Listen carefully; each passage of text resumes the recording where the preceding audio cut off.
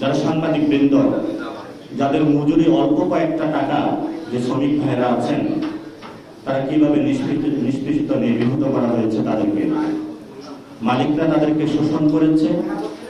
কয়েকদিন আগে আমরা আরো শুনতে পেলাম যারা ব্রডকাস্টার সোসাইটি আছে এই সাংবাদিকতা জগতে, তাদের প্রতিও নতুনভাবে নিষ্পেষণের যে যন্ত্রণা তা নেমে এসেছে।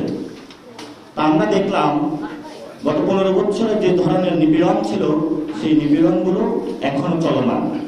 সেই জায়গা থেকে যারা দীর্ঘ সময় ধরে এই সাংবাদিকতার জগতে নিজেদের প্যাশনের জায়গা থেকে এই সাংবাদিকতা করে যাচ্ছেন, কিন্তু বঞ্চনার শিকার হচ্ছেন মালিক পক্ষ থেকে, সোসাইটির পক্ষ থেকে। কখনো তাদের মাইক কেড়ে নেওয়া হয় কথা বলার জন্য,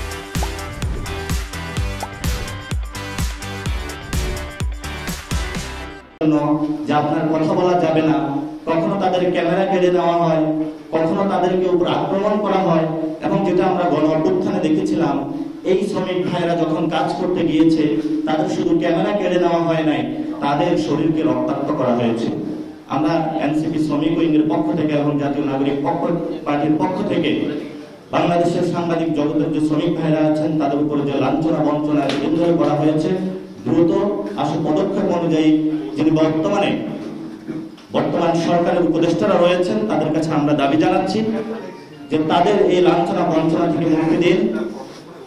সাংবাদিক যারা শ্রমিক ভাইরা রয়েছে, তাদের যে মজুরি রয়েছে সেটা বৃদ্ধি করুন। মালিক পক্ষের যে নিষ্পেষণ, তাদের উপরে দীর্ঘ যাতনা চলে আসছে, সেটা বন্ধ করুন। না হলে ছাত্র জনতা যে গণ অভ্যুত্থানে এসেছিল, এই সাংবাদিক ভাইদের সাথে তারা থাকবে। ভবিষ্যতের লড়াই আমরা তাদের সারথি হবে এবং তাদের এই জায়গাতে আমরা তাদের মুক্তির জয় এবং স্লোগান আমরা তৈরি করবো ইনশাআল্লাহ।